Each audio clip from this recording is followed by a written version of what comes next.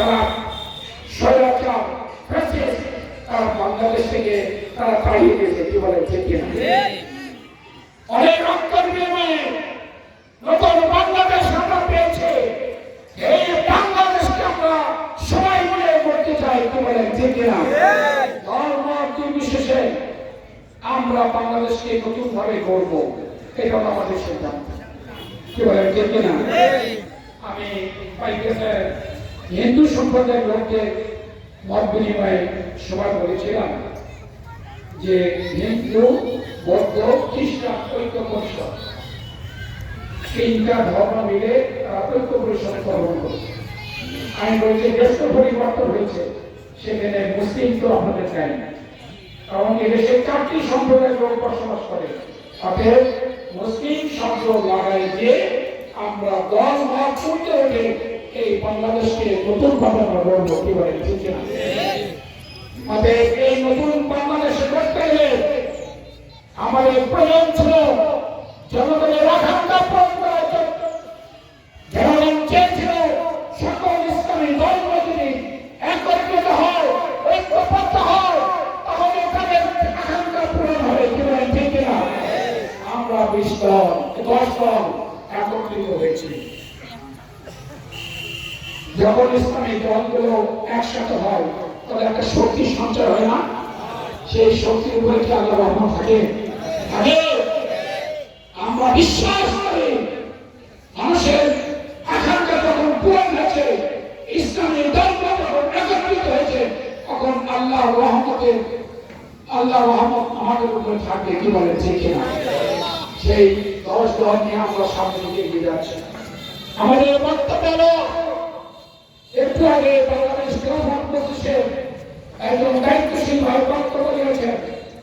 তাদের নেতা মামুনুল হক বিনা অপরাধে বিনা দোষে তাকে জেলখানায় 3 বছর রাখা হয়েছে, কারণ তাকে নির্যাতন করা হয়েছে।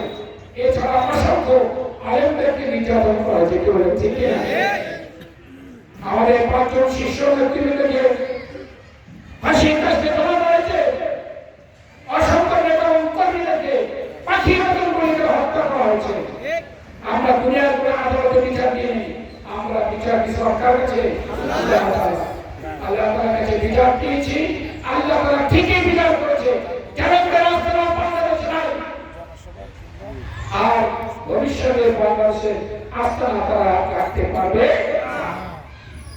যারা উপযোগী মারছেন, মানুষকে ভয় দিচ্ছেন, জুলুম করছেন, চাঁদাবাজি করছেন, দখলদারি করছেন, তাদেরকে বলতে চাই বাংলাদেশের মানুষ এখন ঐক্যবদ্ধ হয়েছে। এই রাজনীতি আর বাংলাদেশে চলবে না।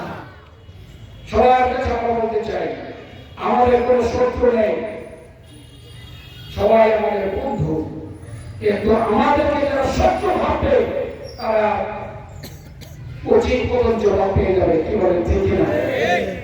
সামনে নির্বাচন, এই নির্বাচনে 8 মাস আগে বাংলাদেশে জামায়াত ইসলামী প্রার্থী ঘোষণা করেছে।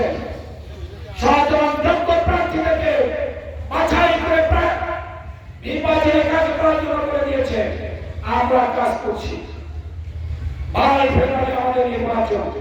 প্রতিমধ্যে ইসলামী দলগুলোর সাথে একত্রিত হয়ে বাংলাদেশের জামায়াত ইসলামী 100 অধিক আমাদের শরীর দলদের জন্য ছেড়ে দিয়েছে বলে আলহামদুলিল্লাহ।